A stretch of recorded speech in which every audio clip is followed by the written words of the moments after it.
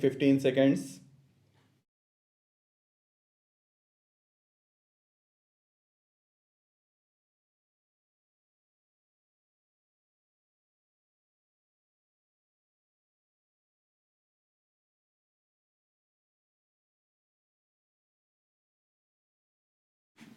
Mr. President, when I received your invitation to inaugurate this, the 39th annual session of the Federation of Indian Chambers of Commerce and Industry, I was somewhat hesitant in accepting it.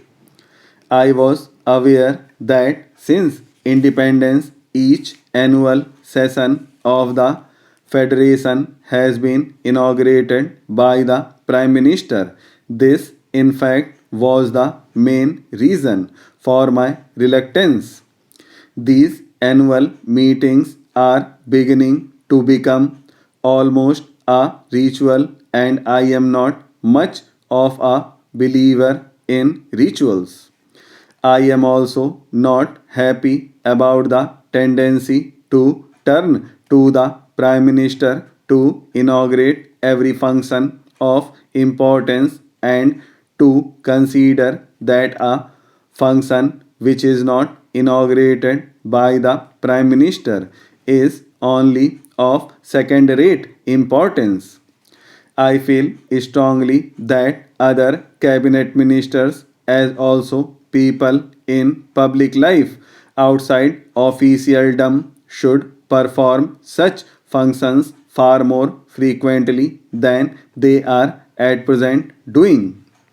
Your experience will always be useful within the ranks of industry.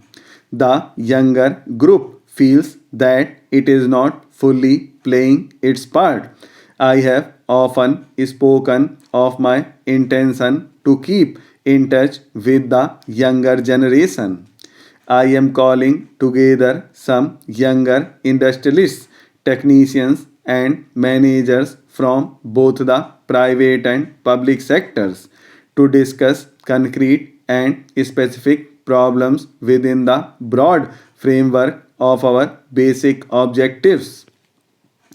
It will be a sharing of thought and perhaps evolving of new ideas.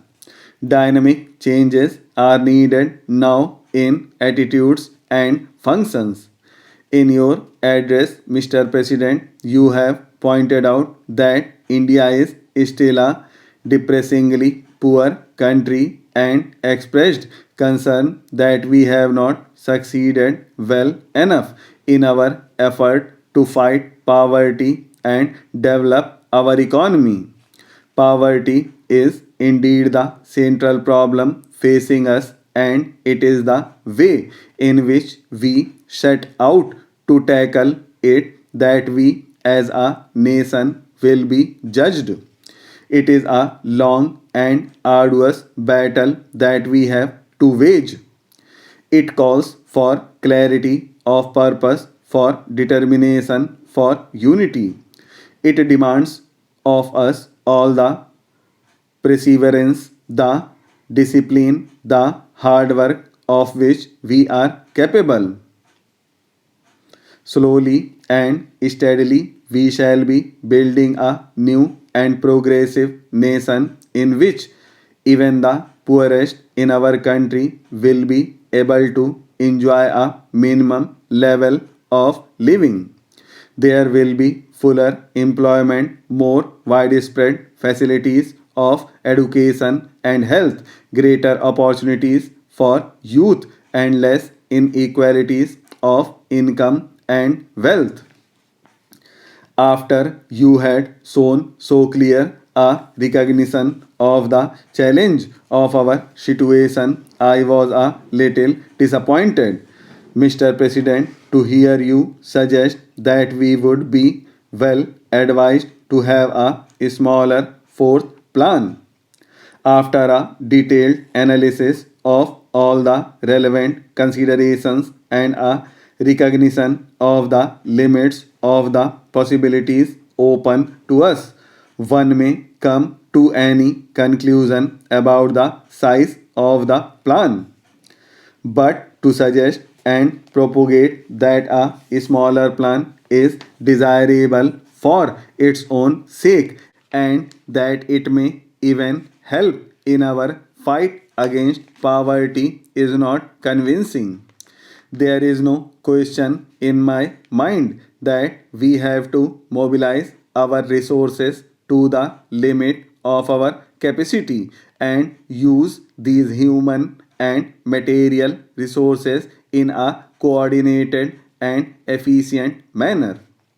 If we shirk the responsibility and seek to cover it up by phrases, we shall be merely paying lip service to the cause of the common man.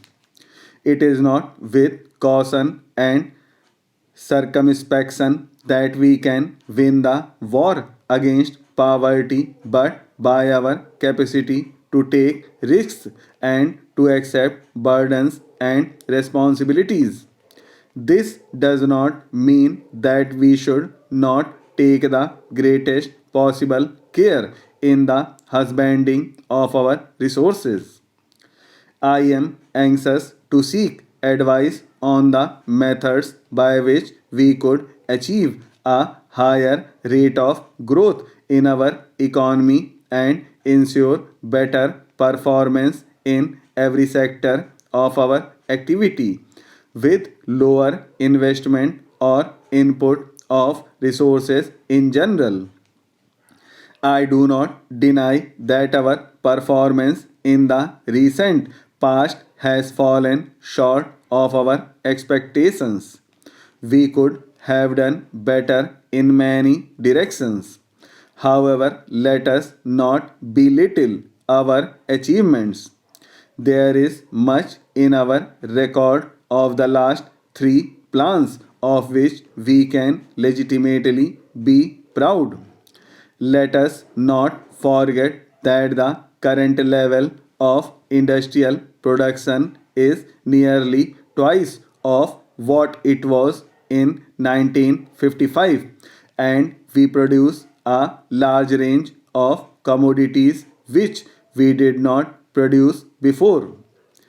The output of food grains increased by 70% between 1959 to 61 and 1964 to 65. Let us not ignore the great progress in education, especially primary education and technical education. New skills have been developed. Science and technology are making their presence felt in distant villages. Much of the frustration which exists in the Indian economy today and which you have voiced flows from the fact that the performance of the third plan has fallen short of our hopes. Let us by all means learn from our mistakes and attempt to correct them to best of our abilities and resources. I am sure the government which has followed a particular course of action which has been the consistent national stand as far as India is concerned is conscious as far as the interest of India's agriculture is concerned and India's industry is concerned. The agricultural negotiations have not proceeded significantly in the past 5 years. Now there is a considerable amount of pressure on us to yield.